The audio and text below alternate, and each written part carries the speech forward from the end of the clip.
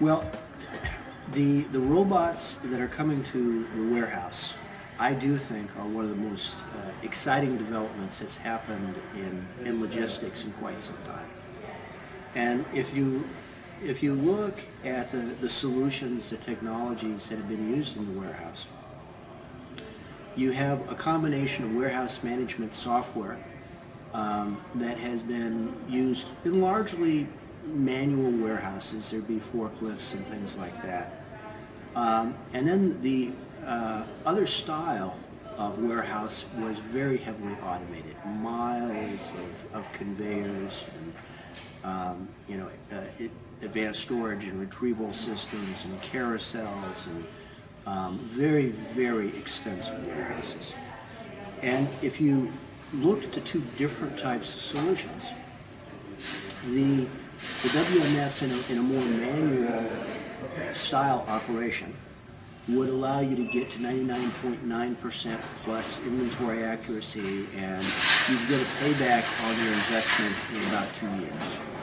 And if you looked at the very, very heavy automation, much, much more expensive, was often a 5-year payback period.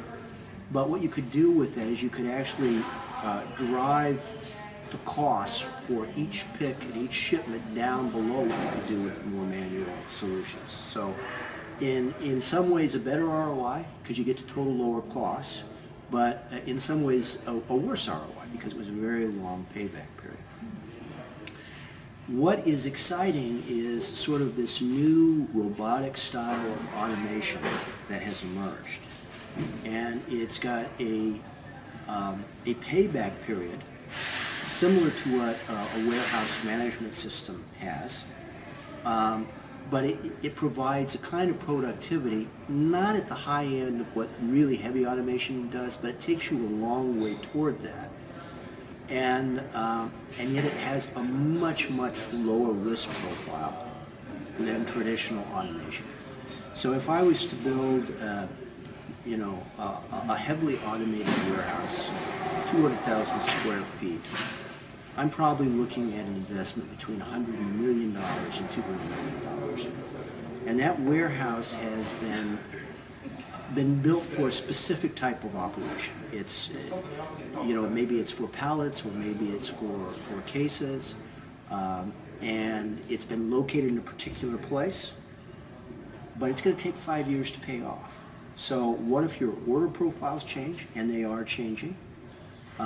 What if the location of the warehouse no longer makes sense based on where demand is coming from?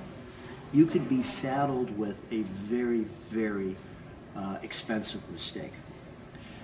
With the flexible automation, things like the Kiva Kiva systems, which has gotten so much interest, it doesn't have that kind of risk profile. If you need to move your warehouse location, you just march those robots onto a truck and you move them somewhere.